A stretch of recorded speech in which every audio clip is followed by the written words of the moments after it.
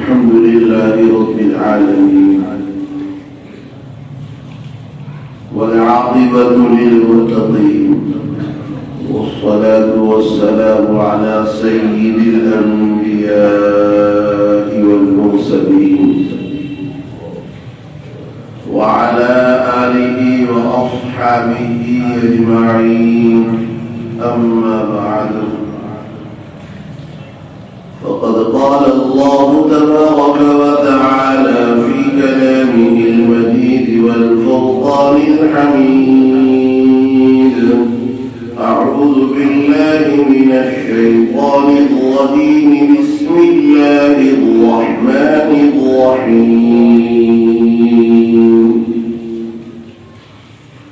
لقد كان لكم في رسول الله أسوة حسنة لمن كان يرجو الله واليوم الآخر وذكر الله كثيرا ولما رأى المؤمنون الأحزاب قالوا هذا ما وعدنا الله ورسوله وصدق الله ورسوله وما زادهم إلا إيمانا وتسليما وقال الله تبارك وتعالى قل إن كنتم تحبون الله فاتبعوني يحببكم الله ويغفر لكم ذنوبكم والله غفور رحيم قل أطيعوا الله والرسول فإن تولوا فإن الله لا يحب الكافرين صدق الله مولانا العظيم وقال النبي صلى الله تعالى عليه وسلم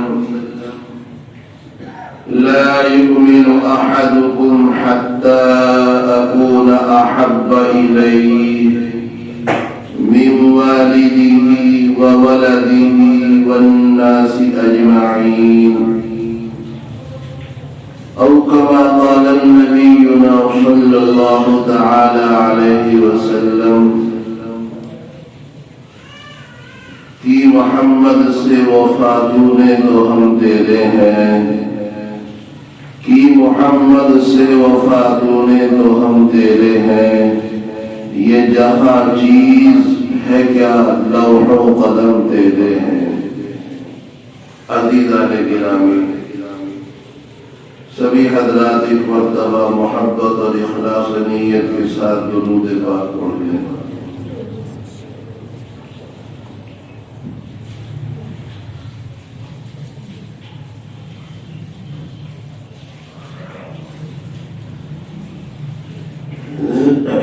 بزرگوں پیارے نوجوان ساتھیوں عزیز بھائیوں مستقل طور پر سیرت رسول اور محبت رسول صلی اللہ علیہ وسلم کے تعلق سے کچھ باتیں کہی جا رہی ہیں اللہ کرے کہ ہم سب ان تمام باتوں کو دل پر لے کر عمل کرنے والے بن جائیں حقیقت اور سچی بات یہ ہے کہ بن محبت رسول کے ایمان ہی نہیں ہے اگر دل میں اللہ اور اس کے رسول صلی اللہ علیہ وسلم کی محبت نہیں ہے راتوں رات سجدے میں گزار دیں اور دنوں میں مستقل روزے رکھنے لگے، لیکن یہ تمام کے تمام اعمال کامیاب اور اللہ تعالی کی طرف سے مہر قبولیت کے قابل نہیں ہے۔ سب سے بنیادی چیز اللہ اور اس کے رسول صلی اللہ علیہ وسلم سے محبت ہے۔ اللہ ہمیں سب کو نصیب ہو جائے۔ جب آدمی اللہ سے، اس کے رسول سے محبت کرتا ہے تو عمل چھوٹا ہو یا بڑا ہو، اس عمل کے اندر اخلاص خود بخود پیدا ہو جاتا ہے۔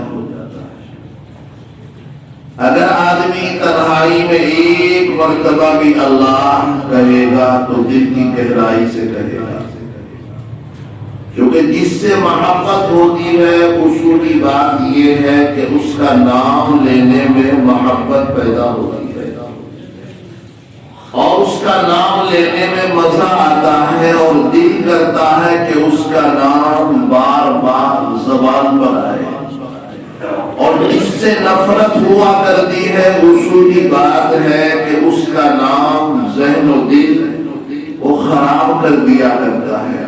آدمی اس کا نام لینے میں کتراتا ہے، آدمی اس کا نام لینے سے نفرت کرتا ہے، اور اگر کوئی دوسرا اس کا نام اس کے سامنے لے دے تو آدمی اگر کچھ بھی نہ کہے تو کم از کم یہ تو کہہ دیتا ہے میاں بس کرو، کہتا کہ نہیں کہتا؟ یہ محبت کا ایک اصول ہے۔ تو یہ لازمی اور ضروری بنیادی چیز ہے کہ ہمیں اللہ سے اور اس کے رسول صلی اللہ علیہ وسلم سے محبت ہونی چاہیے،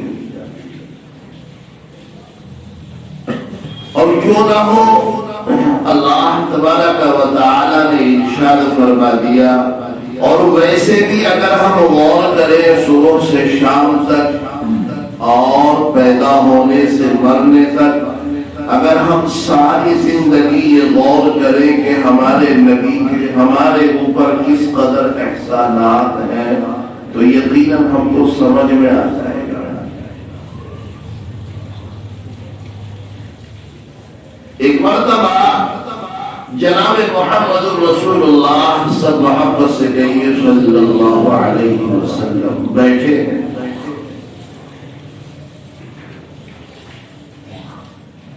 حضرت نبی کریم صلی اللہ علیہ وسلم کے سامنے آپ کی زوجہ مطہرہ حضرت عائشہ صدیقہ رضی اللہ تعالی عنہا موجود ہے۔ حضرت نبی کریم صلی اللہ علیہ وسلم نے حضرت عائشہ کو ایک دعا دی، وہ دعا کیا ہے؟ اے اللہ تو عائشہ کی مغفرت فرما۔ حضرت عائشہ رضی اللہ تعالی عنہا اس دعا کو سننے کے بعد مستی میں جھوم گئی، جیسا کہ بچہ لوٹ پوٹ ہونے لگتا ہے۔ خوشی کی ایک کیفیت اور مزے کی محبت کی ایک کیفیت ہوتی ہے۔ تو حضرت عائشہ نے جب یہ دعا جناب رسول اللہ صلی اللہ علیہ وسلم کی زبان مبارک سے سنی تو خوشی میں وہ کیفیت کہ آپ لوٹ پوٹ ہونے لگے۔ حضرت نبی کریم صلی اللہ علیہ وسلم نے یوں فرمایا، عائشہ کیا ہو گیا؟ تمہیں کیا ہو گیا؟ یوں فرمایا، یا رسول اللہ آپ نے جو مجھے دعا دی ہے میں اس کو سن کر مستی میں جھوم رہی ہوں کہ میرے نبی نے مجھے کتنی اچھی دعا دی۔ حضرت نبی کریم صلی اللہ علیہ وسلم نے فرمایا، اے عائشہ یہ دعا جو میں نے تمہیں ابھی دی ہے، جس کو سننے کے بعد تمہاری خوشی کا یہ عالم کہ تم بے بس ہو گئی اور بیٹھے سے لیٹنے پر مجبور ہو گئی اور الٹ پلٹ تم ہونے لگی، یہ میں اپنی امت کو ہر نماز نفس کے بعد میں دعا کیا کرتا ہوں.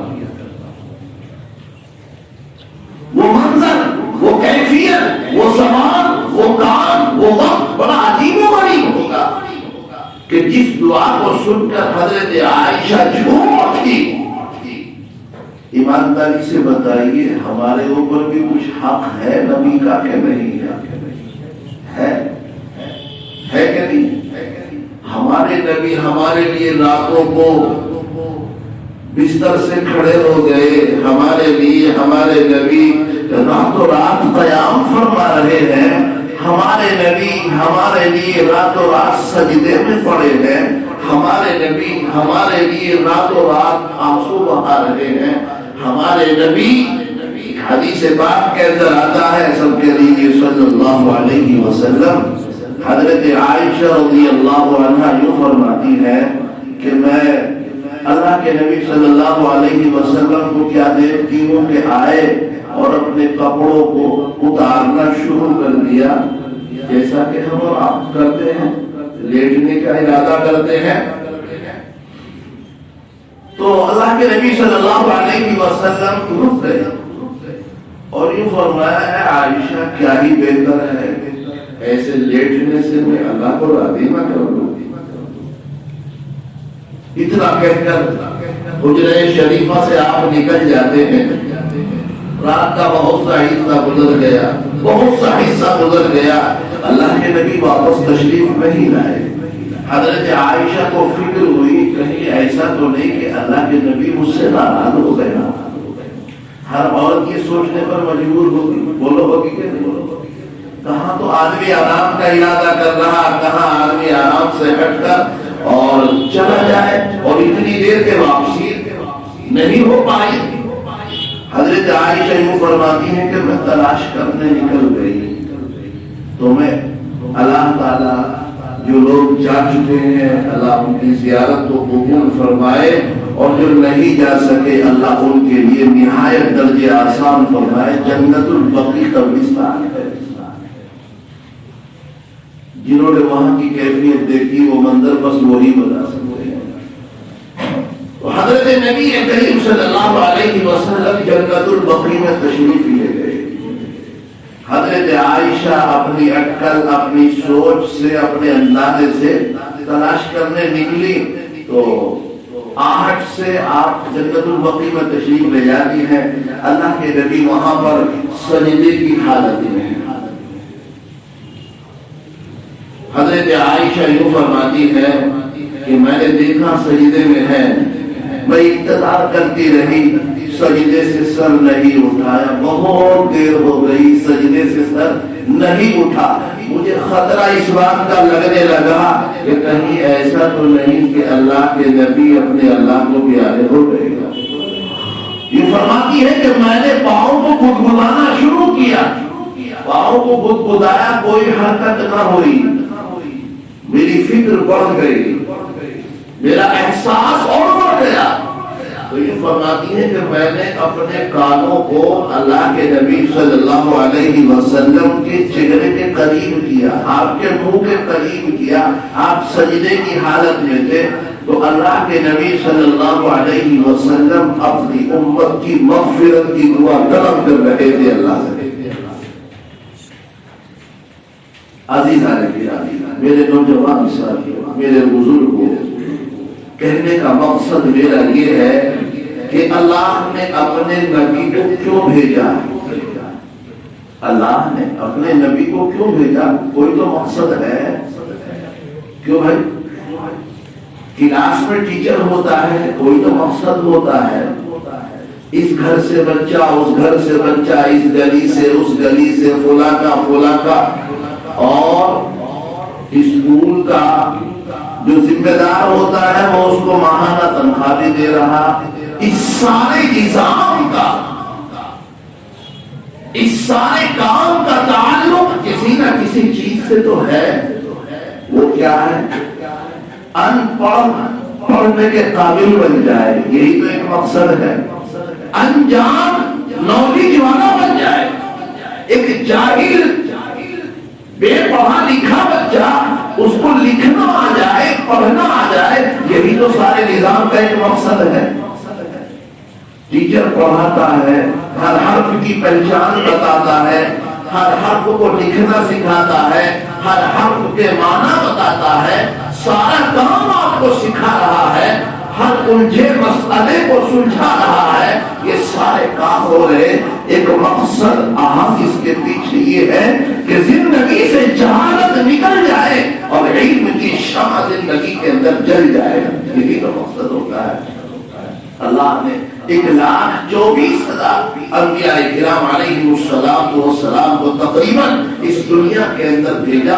ساروں کے بھیجنے کا مقصد ایک ہی ہے، امت کے اندر وحدانیت پیدا ہو جائے، امت اپنے خالق کو سمجھ جائے، امت اپنے پیدا کرنے والے کو سمجھ جائے. یہ چاند کا نظام کہاں سے ہے اس کو پتہ لگ جائے، یہ سورج کا نظام کہاں سے ہے کیسے ہے اس کو پتہ لگ جائے، یہ ستاروں کا نظام کہاں سے ہے کیسے ہے اس کو پتہ لگ جائے، یہ پانی کا نظام کیسے ہے کہاں سے ہے اس کو پتہ لگ جائے، یہ آسمان یہ بادل پانی برساتے ہیں کیسے ہے کیسے برس رہا ہے اس کو پتہ لگ جائے، یہ سورج روشنی دے رہا ہے کیسے ہے کس نے اس کو بنایا، یہ زمین ہے اتنا لمبا چوڑا ایک تعلق اس کا ہے، اس کو اللہ اس کو بچھایا کس نے بچھایا کیوں بچھایا، یہ پانی کے سمندر یہ پانی کے چشمے یہ پیڑ یہ پودے اور یہ ایک دانے سے 100 دانوں کا نکل کر کے آ جانا،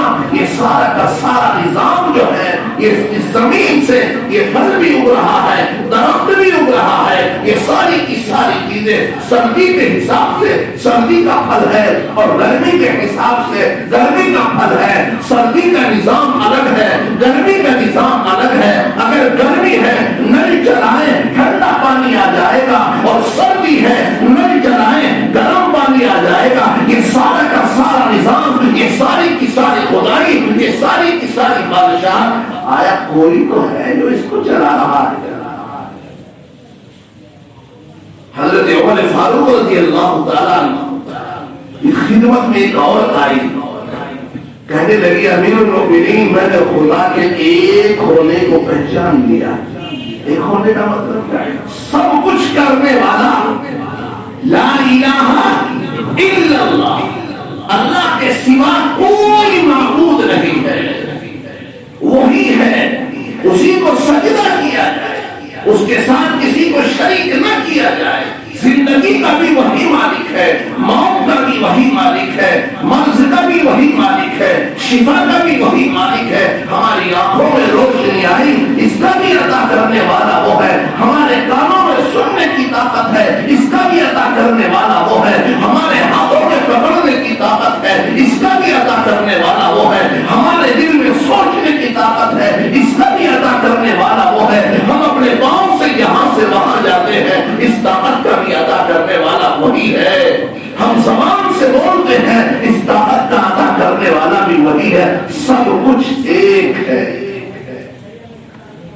حضرت امیر المؤمنین کی خدمت میں آئی کہنے لگی میں نے اللہ کے ایک ہونے کو پہچان لیا. حضرت عمر فاروق رضی اللہ عنہ نے یوں فرمایا بولیا ماں تم نے کیسے پہچانا؟ کہا میرا کام چرخا چلانے کا ہے. چرخا تو سب جانتے ہیں، کوئی اتنے پرانے زمانے کی چیز نہیں کہ ہم نہیں جانتے، ہم نے تو خوب اچھی طرح سے دیکھا ہے. چرخا کہا میرا کام چرخا چلانے کا ہے، میں ایسے چلا رہی ہوں. اگر دوسرا کوئی آ کر اس کو یوں چلانے لگے تو دھاگا بنے گا یا ٹوٹے گا؟ بتائیے. دیکھا ادھر سے چرخی گھوم رہی اور ادھر سے دھاگا بنتا چلا جا رہا. تو بڑی بات کہنے لگی کہ اگر اس چرخے کو کوئی یوں چلا دے تو دھاگا بنے گا نہیں ٹوٹ جائے گا. اس کائنات کے نظام کو چلانے والا ایک خدا ہے. لو کان فیہما آلہۃ الا اللہ لفسدتا. اگر اسے خدا کے علاوہ کوئی دوسرا ہوتا تو ایک کہتا میں سورج نکالوں گا، ایک کہتا کہ میں اندھیرا کروں گا، ایک کہتا کہ میں بارش برساؤں گا. تو ہوتا کیا پھر؟ فساد برپا ہو جاتا. جب فساد برپا ہوتا تو مخلوق تباہ ہو جاتی. تو عزیزان گرامی، میں جو کہنا چاہ رہا تھا انشاءاللہ پھر سے بات ہوگی. مقصد میرے کہنے کا یہ ہے کہ ہمارے اوپر ہمارے نبی کے بے شمار بے پناہ احسانات ہیں. ہمیں ان کو سوچنا چاہیے اور سوچ کر جتنا بھی زیادہ سے زیادہ ہو ہمیں پیروی کی اور تابعداری کی کوشش کرنی چاہیے. ورنہ کل قیامت کا دن ہوگا، کل صراط ہوگی اور ہمارے نبی کھڑے ہوں گے. اگر ہم نے تابعداری نہ کی ہوگی تو ہمارے نبی ہم سے چہرہ پھیر لیں گے. وہ گھڑی ہمارے لیے کتنی بری ہو جائے گی. اللہ تعالیٰ اس نازک موڑ پر ہم سب کی پوری حفاظت فرمائے. وآخر دعوانا الحمدللہ.